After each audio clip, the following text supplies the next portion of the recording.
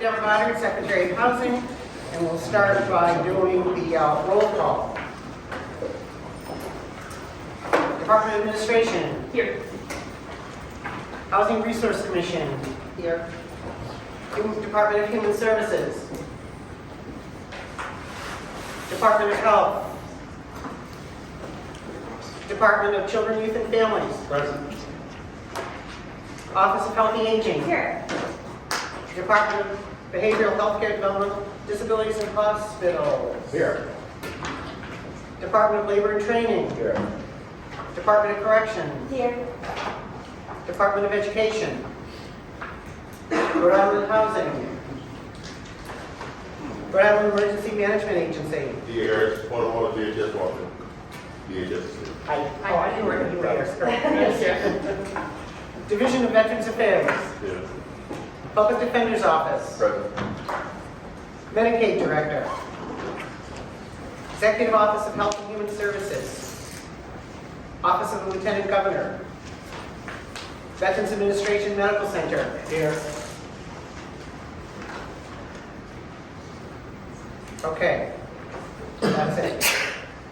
I do want to note that we have quorum, and also to some concerns that some folks have raised that there is not an ex officio member of the chair from the Homeless Advisory Council.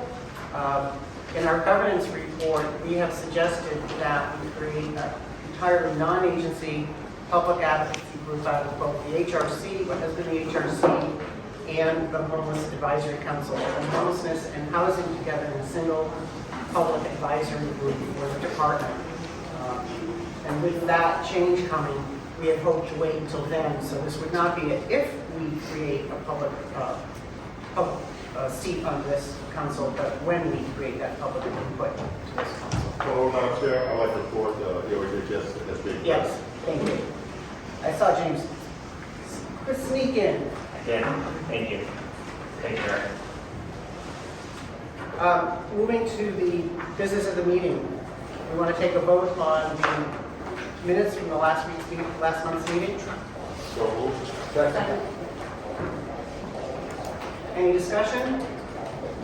All in favor? Aye. Any abstentions or nays?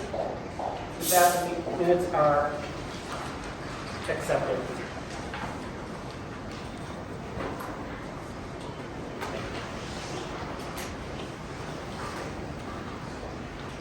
So I am actually going to turn the next few minutes over to Ben Haney, our acting executive director of homelessness and community supports, to talk about, to welcome all of you and give you some updates on what's been going on in the department in this arena since our last meeting.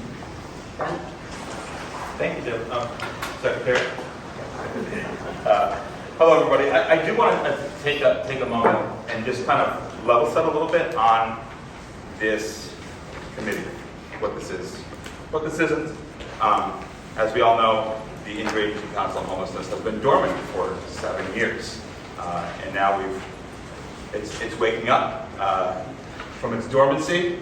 Hasn't quite had its first cup of coffee yet, but we're getting there, right? We had a meeting in December, and then in January. I wanted to publicly thank Vin Marzullo and Eric Hirsch for really being instrumental in getting this back up and running. This is a very important thing. I will add that this Interagency Council on Homelessness, it does exist in statute, but again, that was written a very long time ago and things have changed. That was prior to Department of Housing. In fact, if you read the statute, the chair of this committee is the chief of the Office of Housing and Community Development. That does not exist anymore. So, there are some changes we need to do. And because of that, that's why we started our first meeting in December on this, talking about, Kayla presented, thank you Kayla, on the governance report that we submitted to legislature, which is, if you haven't read it, it's wonderful reading, 144 riveting pages. So, I will say, in that there's some proposed structure changes, just how we do this. But the Interagency Council on Homelessness is very, very important to that governance process. It's important that we have various state leaders here from different departments to really understand what's going on, and oftentimes we operate in silos and we need to focus on homelessness together as a group, which is why the second meeting we had in January was also important. And I think I could understand in that meeting, with a lot of busy slides that were up on the screen, how confusing that was, and maybe kind of felt a bit unorganized, but I assure you it wasn't. We learned a ton at that meeting. It's amazing to see what's going on to serve our community, especially on homelessness at each agency. Particularly, we were really interested in what DHS has with Donna. Your program on homelessness is homeless prevention is pretty amazing. It's a new program, and we're excited to continue conversations with you on how we can harness that. In fact, I heard just yesterday that of a few success stories that program, prevented a family from entering homelessness, and great work. In addition to that, we were very interested in James, what UHS is doing with homeless prevention also. I mean, this is very important. Homeless prevention is one of the long-term strategies to end homelessness, right? I mean, we have to stop the inflow to the system and increase the outflow. Stopping the inflow is that homeless prevention piece. So, very useful meeting to us last month. And today we're going to be talking about some budget stuff, which is boring but super important, incredibly important. And hopefully next month we can continue to talk about what else is in the system by having the COC come and present. That's our goal, because the COC, the Continuum of Care Board, is a very important piece to this. It brings a lot of funding and wisdom and strategy to this system. The other thing I want to just quickly address before I jump into the Department of Housing updates is the public comment piece. Public comment is incredibly important. It's essential, actually, that we have it, that we hear it. And we do have 10 minutes allocated at this meeting to that. We'll try to stick on schedule to have that. I will say that times when we don't have, there will be times when we do not have maybe the time to hear from everybody in that. I am making myself and the homelessness staff at the department available immediately following this meeting to stay here. If there's additional things that need to be said, we want to hear from you. We want to answer any questions. It's vitally important that we, not from just where we're sitting, that we're talking to people who are coming here. Really appreciative for Eric Hirsch, RIHAP. We had a conversation yesterday, actually. I think it's important that the Department of Housing wants to have a regular cadence with RIHAP, and just kind of meeting, talking, kind of bridging a gap or perceived gap between all this. So it's very important. So thank you. Want to jump off before I jump into housing updates? Any questions from this group? So we've been busy since January, since the first of this year.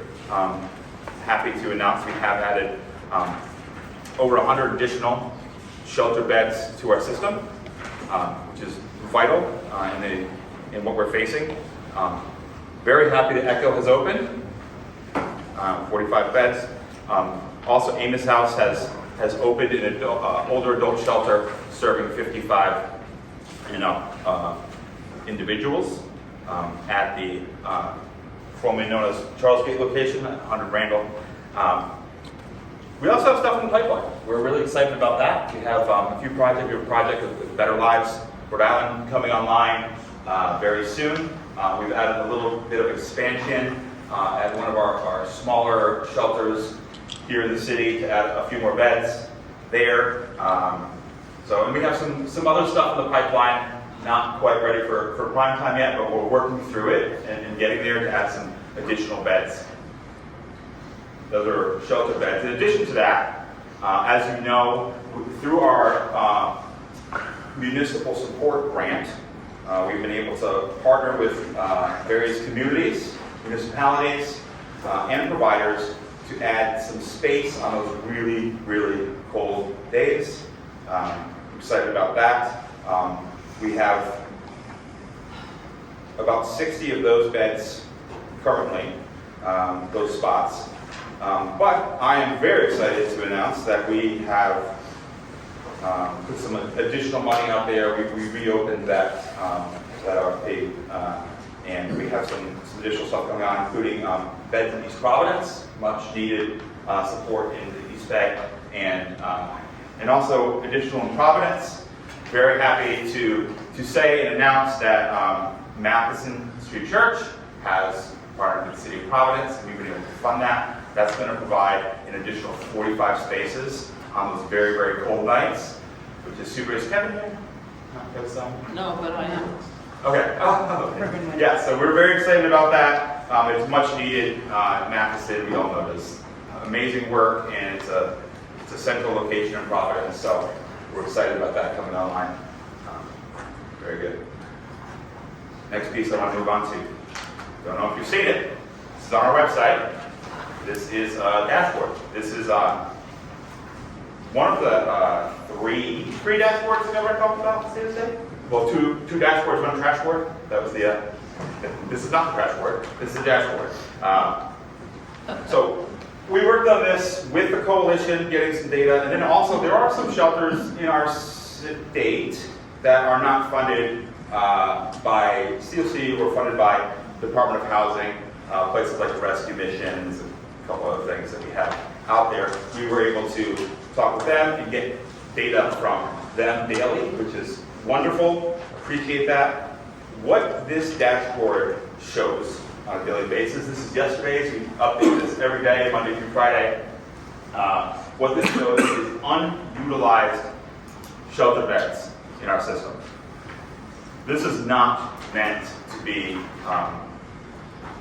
a tool that we use for people to, look at it and say, oh, there's a bed here, I'm going there. This is really kind of just giving everybody who's out there publicly like an idea of what we have going on. It also serves a purpose for us of, if you look at this, it gives us immediate questions to ask. How are there 81 unutilized shelter beds in our system last night, right? So we have to, and this is part of what this group will be talking about in the future and working on, along with the COC board. Is this an access issue, right? That's a potential. Is this that? It's hard for people to access shelter, right? Are there barriers that we can work on to eliminate? Is this a data issue? Is this just that providers who are operating shelters are not updating data in our HMIS system? These things are possible, but we need to have those conversations and figure that out. And we will be having those conversations in depth to figure that out. I will note too, you'll notice that on this, we have individual shelters on the left and then family shelters on the right. Family shelters are a bit different than individual shelters in that we look at unutilized units instead of beds, right? An emergency shelter that serves families may have, let's pretend they have two units available, 2 rooms available, and there's one of the units has 2 beds in it, one of them has 3 in it. A family, depending on the size, may utilize 2 of those units, may utilize 1, which inevitably will leave a bed potentially open. So when we report family shelter capacity, we do focus on units and not beds. But encourage you all to take a look at this dashboard on our website. Yes. Okay. I love questions, yes. So this is really exciting, and I have not been to your website to look at it, and I certainly will. I'm wondering if you are able to tell us what the notes say, just it's really It is really I'm curious isn't about it? what Sure. it is. So the one, well, you can read that one? Yes. The notes, okay, sure. Guess what? My eyes are terrible also. Do you have a copy? Bigger version than that? I can read it. Yeah, my work has possibly increased. top note is includes state-funded shelters and certain non-state funded shelters that are currently known to the Department of Domestic Violence Shelter. Utilization is not displayed for confidentiality reasons. This middle one is this dashboard does not include information on emergency winter hubs, as these locations operate differently than traditional shelters, and operations may be weather dependent. For information on winter emergency hubs, visit here. There's a link. And then the final one is the Department of Housing updates the dashboard by 2 p.m. Monday through Friday. For questions, contact the Department of Housing here. Thank you so much. Can I ask one more question? Of course. When I was working more directly in the homelessness space like a decade ago, family shelters were rarely night to night. People were there a little longer. Is Right. that still true today? Like, would we expect to see a slower change in the percentage on the family shelters than on maybe the night-to-night shelters because of the stability we try to afford to house families? Sure. Actually, our entire system right now does not run night to night. Okay. Once the bed is yours or a unit for family is yours, you are there until you are not, Thank you. whether someone gives it up or they are housed. That's the goal, is to house everybody. So yes, we don't run anything like that. The only exception would be the Providence Rescue Mission, which we don't fund. That is a night-to-night shelter. We do have their data every day included in this. So that number of total shelter beds of 15, 14 includes our non-state funded stuff, Providence Rescue Mission, includes our state funded shelters. There's a couple of non-state funded shelters. It also includes our, like Mike read, and thank you, our domestic violence shelters, which we do not have the utilization numbers for just because of the nature of the victim service provider shelters. But those beds are important in our system. So to that sentence, though, that we would never be at 15, 14 of utilization because the domestic violence beds are included in the 15, 14, but not in the utilization rate. Is that correct? Correct. Okay. That 15, 14 is total beds. It's not a utilization rate. And that makes sense because of there are federal laws that prevent the domestic violence data from being included in the homelessness data. Yeah, So that's an intentional. That is absolutely right. So the homeless management information system that we use, there are separate victim service provider databases. They use EmpowerDB. But even though the EmpowerDB victim service provider management system for data, even that's siloed, right? So Sojourner House who serves I'm domestic. gonna have to wrap this guy up. All right, I'm gonna go quick. They're separate, EmpowerDB. To the point where even Crossroads can't see Sojo's EmpowerDB stuff. It's all very individual. In fact, if Sojo has multiple projects, even those multiple projects don't talk because it's very secure. Only another question. Thank you. I think the data is really critical, so thank you. Can't hear you. Data is very critical, so thank you for posting this publicly.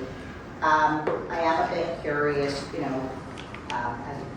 as a person who is inside the sector, I think there's lots of footnotes that are not footnoted that I am aware of, but the public at large who might read this will not know the unknown footnotes. So I'm curious about somebody reading something like 27, Project A 27A, only at 53.3% utilization.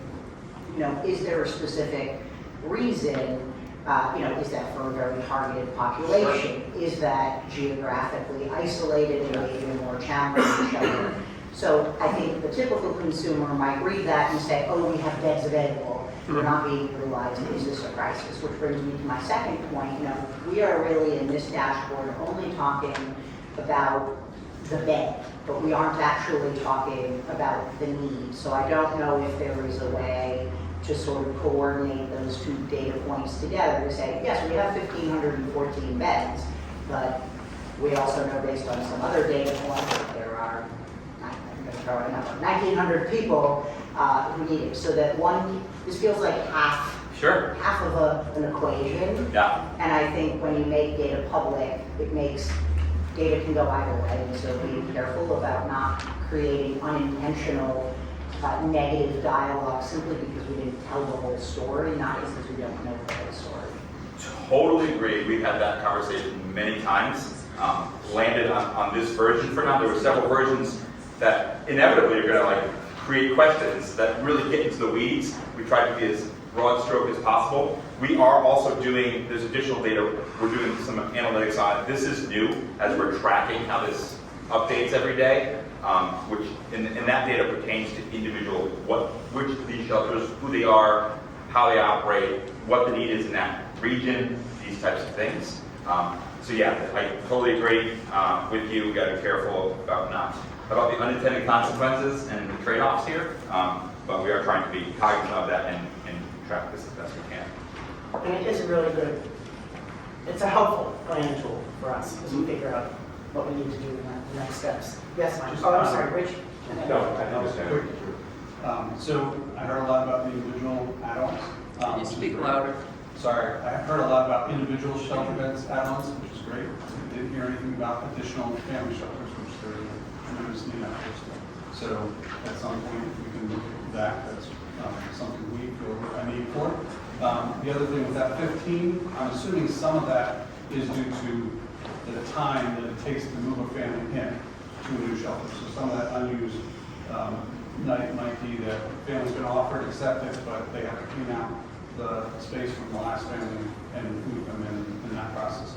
That said, however many of those are actually used, available, I have 96 families that I can move into them immediately. Yes, I thought of this also, Mike. Yes, we'll talk through that. So yeah, I think I'll pass it back to the secretary, but yeah, for shelter beds, for a system, we're at 15, 14, and then for the very cold nights, winter hub stuff, we're around 120 additional capacity that we have, and we are looking to add more and have stuff in the pipeline. So that's where we're at on homelessness. One quick more comment, if allowed. I think in future iterations of this, it would be great to know of these available beds, how many are accessible or how many are harm reduction friendly, because I want to make sure we understand in our populations if of the beds that aren't utilized, there may be some reasons to your point earlier as to why. Yeah. And so I think some of those caveats may be important as we move forward in advancing the data. Great point, and we should very soon connect you and Kathy or whoever to talk through that, the details of that. Thank you. I do want to underscore, excuse me, Rich, what Ben said about this raises questions, and that's part of the purpose of it. We need to look at the system Yes. and identify the problem in the system. Maybe data too, but we know there's some problems in the system, and we need to tackle them for the benefit of everyone that is at risk or is homeless. And that's our charge in the next couple of months. And we may have to break a few eggs to do it, but if that's just the cost, to get to a better system, to address the need in a better, more efficient, more effective way, and that's collectively what we have to do by rolling up our sleeves and working with this group and partners in the provider network and the advocacy network to get it done. Yeah, I understand you can only have certain limitations, so with one-page dashboard, there's a whole story on there. But would you be able to indicate the location, the community of each of those project ID numbers? So we have at least a sense, unless it gives the wrong sense, of where these shelters are available from what part of the program. Our concern there was, we have it in the background, so from a Yes. planning perspective, we have it, we could share it, but we also don't want to drive people, if they read this incorrectly, Yes. and then they say 10 beds in Woonsocket, we don't want to drive folks, they still need to use the CES system, so we're being a little cautious about how this is utilized. Okay, yeah, I can understand the street, the phone number and all that stuff, yeah, but I thought the community might touch that. Got it. Just a thought on that, I think, there's still a way, because in my mind, there's going to be geographic considerations that make it difficult. Yes. Maybe we could contemplate it in like a color-coded regional kind of a way to say either a northern or, so you don't actually really know Right. exactly where it is, but you can understand, is this, in our disturbance boundary, is this in southern Rhode Island, is this northern or east bay? Yeah. Just again, for a little bit of context, because I think it is very difficult sometimes to digest very broad categories without applying your own bias and your own Sure. interpretation to it. I like that. Great point. Thank you. Okay, on to the budget. Of course, we know that we're all dealing with a lot of uncertainty generally around budget these days. But as you know, we've been relying a large part on one-time federal funds to support our shelter and provider network. Those funds, reiterate, were one-time funds. I know a lot of our sister agencies and brother agencies here are facing the same cliff. To address that, there's lots of slides here, so I'm sort of going to compress it a little bit because the information is basically this. The governor has suggested 2 new sources of income to be dedicated to homelessness as we approach the stop of the federal one-time funds. The first is, slide ahead here. This gives you an idea of what we have in terms of recurring funds and what we expect to have under the governor's proposal. So it's a significant increase over what we have had outside of those one-time federal funds. This is what we've had in those one-time federal funds. The governor dedicated over $70 million in the one-time federal funds to shelter and homeless services. A significant investment that allowed us to create, over time, additional beds, warming centers. And now the question is, how do we work as hard as we can to sustain this system? If we have to make retractions, which we probably do, how do we address that? And you've heard me say, or others have heard me say, and this goes back to what Ben was saying, this is a matter of diversion and housing solutions. Can we catch people before they become homeless, which of course is better for everyone anyway, but has going to become more and more crucial over the next few years. And that is why last time we had our sister and brother agencies talk about what they're doing. You know, there are resources that we're not entirely aware of. We're going to map them out.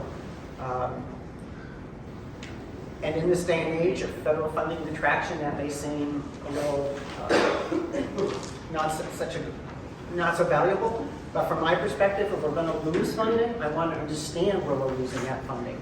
What programs are going away that might otherwise have helped us divert or resolve homelessness. We're also going to, I think I mentioned last time, work with EOHHS to identify where the homeless individuals and households are touching our system, and then where did they fall off? Can we sort of map where folks have been, where we're losing them? Maybe we can help catch them in a better way. Maybe we can target our resources in a better way if we know where they're falling through the net. So, the first source that will be dedicated to homelessness, and I want to emphasize, this requires legislative support. Our House and Senate need to pass this. Our House hearing is today at the Rise. That's about 4-ish. That's a new concept for me.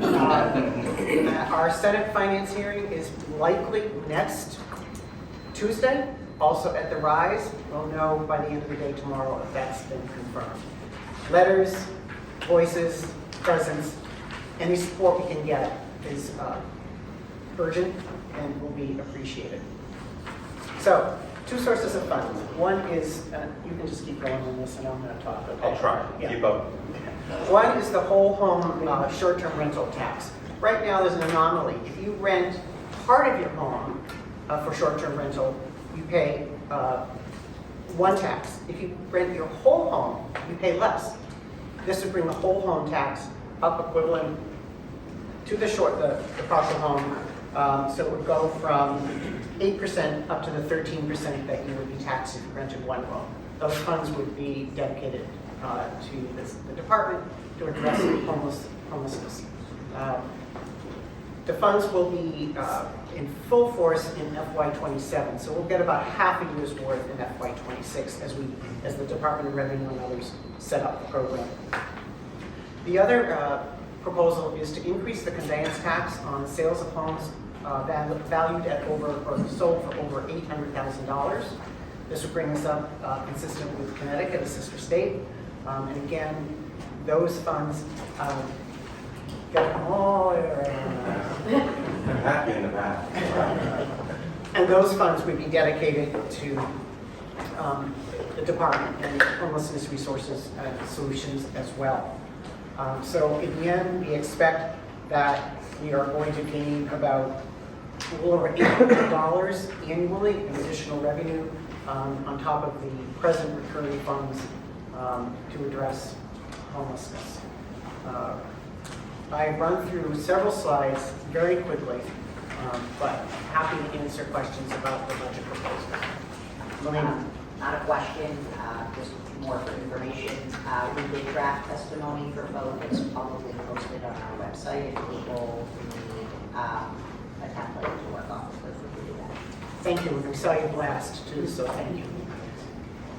Yes. PSWEP is also working on a letter today, but I just want to underscore the short-term rental piece. Having just stepped out of 4 years as a council member in Tiverton and focused on that issue, there will likely be a strong line against that. So the more support we can have for it, the better off. And I testified recently in front of the Short-Term Rental Commission, and there was at least one member who suggested that this should go towards tourism, supporting the locality, and that their potential tax income should not be diverted to other locations.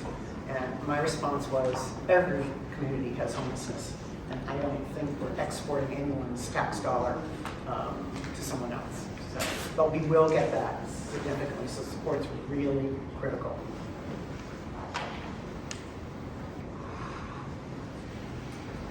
Okay.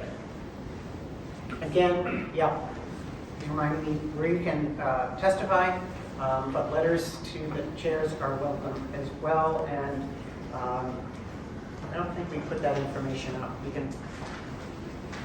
We can get that information up in terms of where to send letters. Yeah, we'll do that. Any further discussion? Any new issues?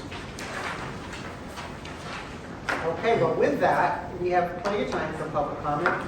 We will turn to public comment, and folks have signed up. No, unfortunately, we didn't indicate it on here where we wanted to this time, but Okay. I'll just state. Well, okay, why don't you raise your hand? And by the way, Just state your name, please, loudly, so we can hear. and I know that we will be hearing condensed comments on this piece, but we were given the full statement, so I want to allow that to be. Yes, and in the back. I'm sorry, I can't see you. Okay. Sorry. Michelle Taylor, I'm Vice President of Social Health Services at Community Care Alliance. We operate multiple shelters, but specifically I'm speaking today about our shelter at 356 Clinton Street, addressing some of the capacity issues in terms of data. So we've been reporting our data in terms of people, bodies in beds. However, because people can stay away for 2 nights, there are times when a bed is spoken for, so we look at our numbers, and we're not technically at 100%, but we are. Because if you look at how many, all of the beds were designated to a human being, right? And then sometimes a person will know, well, I can not show up tonight or tomorrow night because they had an opportunity to stay with family or whatever, we hold the bed for them. So although it looks like we're operating under capacity, technically we're not, because those beds are accounted for. So that's one of the data pieces. I'm not saying that in a defensive way, just like sort of understanding how data gets reported. In terms of why sometimes we can't fill beds would be, and again, that has not been an issue, but one of our Woonsocket Police Department came to see our shelter the other day, and he was like, oh, it's a small room, and we're meeting fire code, but people are, as we say in Woonsocket, side by each, right? 6 inches apart from one another, and they're really close. So for someone with trauma, for someone who's, not comfortable being in that kind of a congregate setting, people may choose not to come and be with us. So that's one of the issues. You asked, James, about being harm reduction ready. We do a lot of harm reduction. We do a lot of mobile outreach. We're handing out harm reduction supplies in the city of Woonsocket all the time. Our staff are out there every day. That being said, use is not allowed on site in a shelter. So once someone's in for the night, we lock the doors at 10. People can leave if they choose to, but they're not allowed to come back in. So the reality, if someone is actively using opioids or other substances where they might experience withdrawal during the night, they're also not going to choose to stay with us, right? Because there's concern about being dope sick. So that's another reality of the population that we are working with. Another issue is that folks have come to stay with us and they leave their things behind in their encampment, and when they go back the following day, their stuff is gone. So that's a problem. So we're working with the city, and they're actually purchasing large, like the kinds of things that you would put in your yard, like the storage bins. We're purchasing those so people have a place to leave their stuff, so that when they're in the shelter, they're not going to be they're not going to be taken advantage of. So that's another issue where people might opt out of a shelter of this nature. And then, sometimes we do have people who have some challenging behaviors, and they have difficulty being in such tight quarters. So we are sometimes dealing with people who we have asked to leave because their behaviors were so verbally or physically aggressive. We don't do long-term bans on people. We will give them another chance. Usually it's take a break for a few days or come back in a week or so. But these are some of the realities. So as we're thinking about solutions, we need to be understanding sort of what are the reasons that people may not be able to take advantage of some of the shelter options that we have at this time. So thank you for your time. I appreciate that. Thank you. I just had a few concerns about the utilization dashboard, which I think Melissa Lodge pointed towards. I'm worried that this data will be used by critics to claim that there are plenty of beds available, as the governor did when he was recently on the Gene Valicenti show. We know that this data has issues, or at least potential issues, that there are no caveats on the footnotes you mentioned, right, that aren't there, and the things that you just mentioned. I think these are important. It should probably say something like there are 81 unused family beds, but that DCYF is ready to move 96 people in immediately. It doesn't say that, right? So I don't think there's enough information on there, and I think you're going to hear conservative talk radio use this dashboard as a way to attack the efforts that are going on to combat homelessness, and that's not what I think we want to do. I also want to say that Secretary Goddard, you said we know there are problems with the system, but we don't necessarily totally know that. We suspect there are problems in the system, and we know that there are things we can do better, but we also know that there's not enough beds, which I think is the bigger issue. And so do we know the extent of the problems in the system? I mean, we don't. So I'd say that we're being a little premature in saying we know that there are problems in the system, because really the problem is shortage. That's all I have to say. Thank you. Thank you. That's me.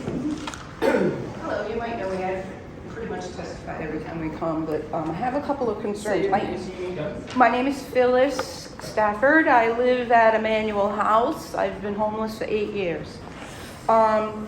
So how does CES fit into this little scheme? Because I'm sure you all know that's like my pet peeve, and the continuing care meeting is this afternoon. I intend to go to that and find out for myself what is CES really doing, because they are still continually telling people there are absolutely no beds and that we will call you back when one becomes available, and that never happens. And with me, it almost turned out to be tragic. I also would like to know, the warming shelters, are they going to be also considered cooling shelters in the summer? Are you guys going to get that set up so when it gets really, really hot, you're not doing the same thing you're doing when we need warming shelters? So that is a need that we are going to need. You guys also didn't mention waiting lists. Every single place that people are speaking of, which is really wonderful, there's no mention on waiting lists. I mean, every single person I know, I've been on at least 12 different places. For housing units. For housing, yes. Senior housing, regular housing, anything I can get, I apply for. And I've been on waiting lists for years. And also, the people in shelters, there's no mention on, everybody wants to stop the people from becoming homeless, but there's no real plan to deal with the people that are homeless currently. And according to the Continuum of Care manual that I read, it says that priority should be given to people who have languished in shelters.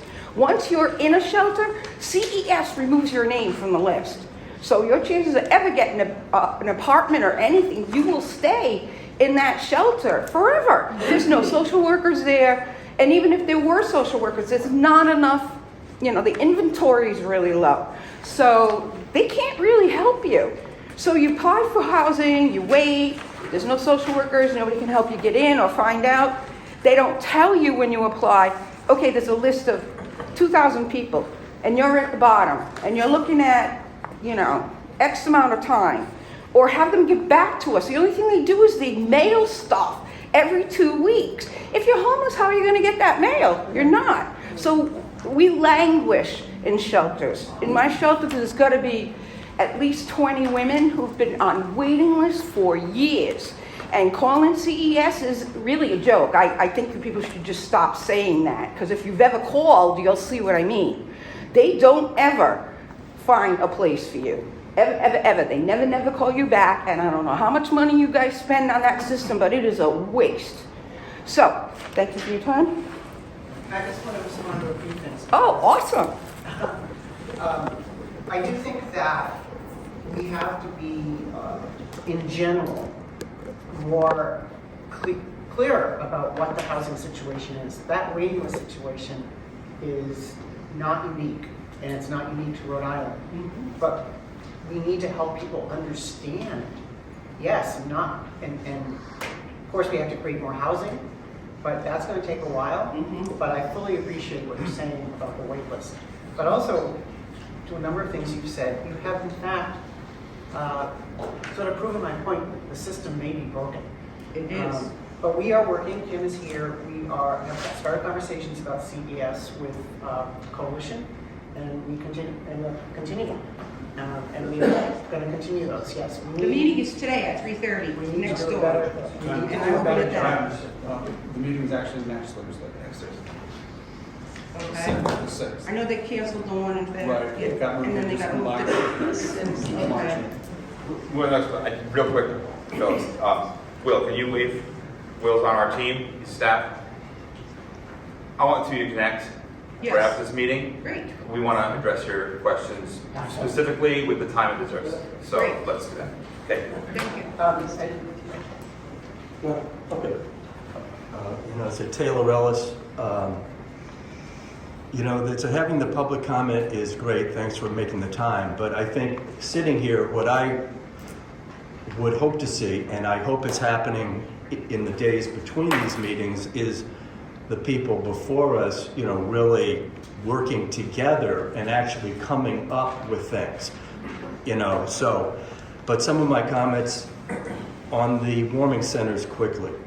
Very, very cold, extremely, extremely cold. I would like to know what the Department of Health, public health experts would say about what it does to people who stay outside in very cold, but not very, very cold, whatever that is. This has been a very cold winter, and the number of nights that those warming centers, these emergency ones, were open, I think is on one or two handfuls. I could be wrong. If I am, whatever. Congregate shelters, so Michelle talked about it. I think a case can be made. It is not humane to have people leave in the morning with a backpack on their back, spend the whole day outside, and come back at 5 o'clock and get a meal and sleep in a gymnasium with 100 other men. I don't think that's the standard that we should be supporting, maintaining. We have to find better solutions. And on the thing about new revenue and even other forms of subsidy for the housing crisis, to me, it should all be focused. Any subsidy, financial or density bonuses in municipalities, et cetera, should be focused on 80% and less. And I think there should be some guarantee that this new revenue, half of it would go to people less than 30% AMI, and maybe the other half from 30 to 80, especially the people, there is such a great need. The subsidy is going to be reduced. I think we all know this. So we have to focus it on the greatest need. And the greatest need is with the people who are the furthest from being able to afford rents. And So the idea that the governor is pushing home ownership, we're all for home ownership, but we have a crisis. This state has not acknowledged a public health crisis or a state of emergency. If we had 600 people living outside from a natural disaster, there would be an outcry and there would be steps done to meet their needs. We're not meeting the needs of these people because we've dehumanized them. We've indicated that they're not worthy of our, care, and it is almost a natural disaster because this system is built, let's face it, on profit, not on serving people. And so it is almost a natural. Poverty and the shortage of like low rent housing out there is the cause of homelessness. Of course, there's other ways, and people can get all sorts of jobs researching that, etc. And I think there has to be more clarity and maybe conversations with people really dealing with the homeless on what this advisory committee should be. If I just may clarify, to underscore, the new resources that we're talking about are dedicated to the homeless programs and solutions. That's it. That's what they're going for. Nothing else. I mean, I saw something online about housing production, and Yes. sometimes, let's face it, there's all sorts of money going to go and subsidy of some kind going to people from 80 up to 120% of every median income when we have hundreds of people living outside. There's something wrong with that. I understand the politicians are going to do what they do to get things passed, but let's meet people with the greatest need first. Okay, I just wanted to make sure everyone understood these funds are dedicated. In terms of the state housing plan, we are creating a requirement around extremely low income housing, and we also want a production goal for permanent supportive housing. And what I will be proposing is that we actually have a funding round dedicated to permanent supportive housing apart from anything else, so that those projects can compete well for the funding. So I've seen, if you just wait a second, there, then Melina, and then did you want to say? Sure. Yeah. Excuse me. My name is Pat Ford. I'm here in my capacity as executive director of something called Libertarian Mutual Aid, which is an all-volunteer organization that supplies bulk bottled water directly to encampments, meal kitchens, and the sidewalks of central and northern Rhode Island. I would just respectfully ask all of you to be mindful of what I consider many folks, I call them normies, regular folks on the street, consider to be the excessive salaries paid to CEOs of providers. The average salary for the CEO of a cap agency in the state exceeds $200,000. Crossroads, of course, is the poster child. The most recent federal 990 release, salary and other compensation totaled almost $375,000. And I want to compare that, if you will, to the salaries of the true angels of our situation here. And of course, that's the outreach workers, many of whom make barely above minimum wage, work in incredibly difficult physical circumstances to the point that several that I know are routinely getting corona, routinely ill, simply because of the difficult circumstances they have to work in, never mind the physical and mental stress of their job. So right now I'm not even going to say it's a perception problem, it's a reality problem. There are a lot of people in this state getting rich off the backs of the poor. People who in the aggregate over 2 or 3 years, to bring it into real terms, will make in excess of $1 million. And that to me personally is disgusting, particularly given again the situation of the outreach workers. I've often heard that there's a shortage of outreach workers. Well, how many saints live amongst us that are willing to, even though they're young and healthy, subject themselves to physically demanding, motivationally difficult situations? So y'all need to be put on notice. As a volunteer agency, we try to raise funds.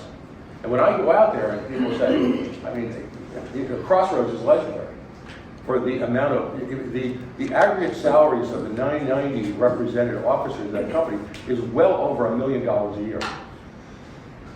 So please, stop getting rich off the back of the board. Thank you. Can I just do one quick thing? I know because I've got 2 things. They were really important. Thank you. I just actually wanted to add some color to the housing production fund that Taylor referenced. We spent a number of years advocating for it to be there. So the Housing Production Fund is targeted producing housing for households at and below 50% AMI, and also includes a component to provide operating support for developers who produce units for extremely low-income households to support that. So more of like a project-based rental assistance as opposed to a voucher. So thank you for raising the comment, but it's a more obscure resource, and so just wanted to add a little bit of depth to what it can do. Thanks, Melina. I prepared this because I've been around some time. Give your name. Tony Gopro, I'm speaking as a concerned citizen.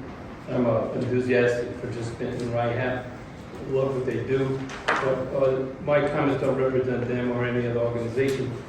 I attended the presentation of Acting Director Goddard and her planner Patrick Duffy to the Rhode Island House Committee on Housing Affordability, as of last week or the week before. I had a chance to review the Housing 2030 plan, and I'm concerned that the numbers are too low that they have in terms of production goals. 5-year housing production goal of 15,000 units, 2,250 of which will be affordable rental units. So if you compare that to the fact is, according to last January's annual housing homeless assessment report, there were 2,442 homeless individuals in Rhode Island, 534 of which were unsheltered as of January a year ago. The current estimate of unsheltered homeless, again, quoting Eric Hirsch, is 673 individuals. That's a 26% increase in the last 12 months. So the numbers don't seem to sync. And my main point is that this work ought to be integrated in the Housing 2030 plan with much more strategy and action plans and money, right? Funding. Again, I spoke with the Continuum of Care. They have a strategic planning task ahead of them, they told me, and others. So while I totally agree that the urgency is now, and the immediate emergency of saving lives is present, we at the same time have to have like a 5-year vision and a plan to actually end homelessness, right, in the state. And why not be the first state in the country to do that? Thank you. Yes, sir. And then, Hi, Bess Gonzalez, from the state of Providence. My question was, is there any conversations with other municipalities on their responsibility to homelessness? I feel like as I'm new to the municipal government game, and the brunt of homelessness tends to be on Providence, Pawtucket, Central Falls, and Woonsocket. Are kind of the active players in finding the solution, but there are 39 cities and towns in Rhode Island. So I'm wondering what the department's kind of goal is to motivate mayors and players in other municipalities to like put up parent of the bargain. We just saw Johnston's eminent domain decision to remove housing from a system. Yet there's not a lot of public outrage over Johnson because Johnston's Johnston. So how are we going to shift the look there? I just have to, I know this is a really public comment, but I do want to respond to that because that's such a critical issue. And we were actually dealing with it last night in a very tense conversation about the neighbors don't want it. But I will reiterate what the governor and I keep saying. Every community has a responsibility to address the issues of housing and homelessness. Every community. And it is large part of my job to keep those conversations going. And I have already started conversations. We need to have the employers at the table with us. The faith community has already approached us. We need them with us and philanthropy. And we need to have a persistent, consistent drum roll about the need to address this issue across the state. So thank you, I just had to say that, even if it's not punitive. Did I miss here first and then in the back? Yes. Hey, Governor. I wanted to check in with you guys to see how it was coming with the policy. I know you all were working on that. In the November meeting, it was announced Taylor mentioned cold, very cold, very, very cold.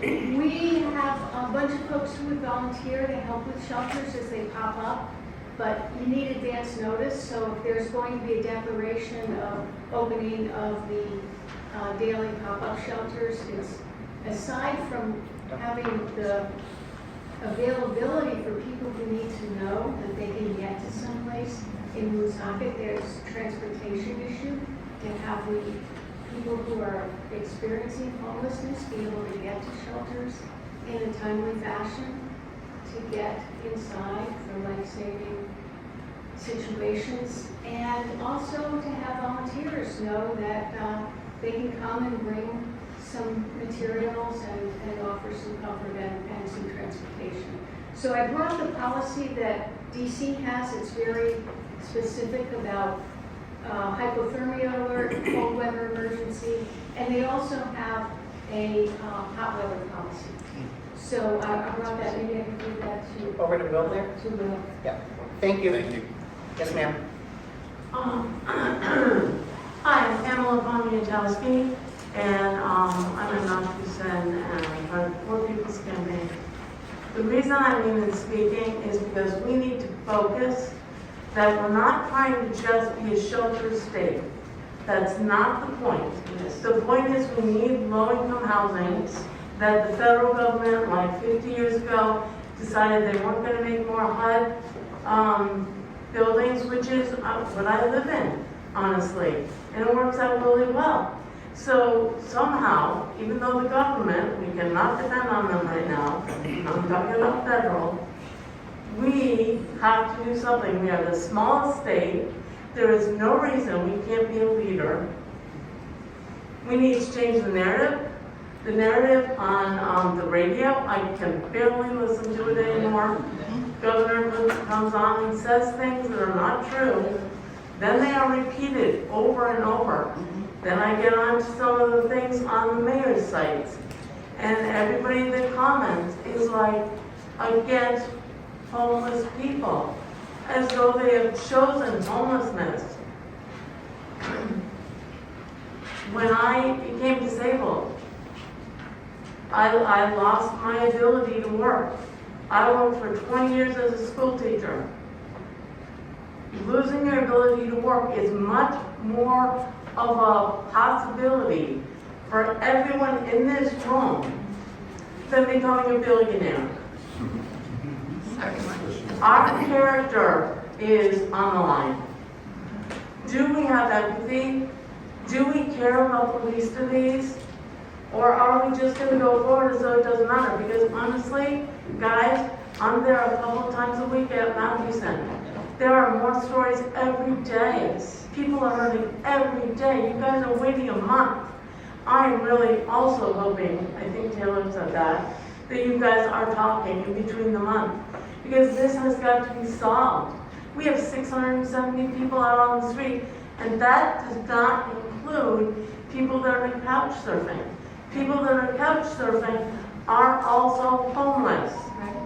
Okay, this is not, we have got to get rid of poverty. We've got to stop thinking, well, we can ameliorate it. No, we can get rid of it, and there is no excuse, because it's all about policy, it's all about money, and it's all about putting the money where the people that desperately need it get it. Great, thank you. We're at time. Eric, can you be quick? Yes, I can. Okay. So I just want to say in the strongest possible terms that I think we need a separate advisory committee for homelessness and not just have it be part of the Housing Resources Commission advisory committee. Sometimes, naturally, we talk about housing development and the importance of that. Sometimes in the Housing Resources Commission, they may talk about homelessness, but homelessness is such an important, distinctive issue that we need a separate advisory commission, and it should report to this body. So I just want to say that as strongly as I possibly can. Thank you.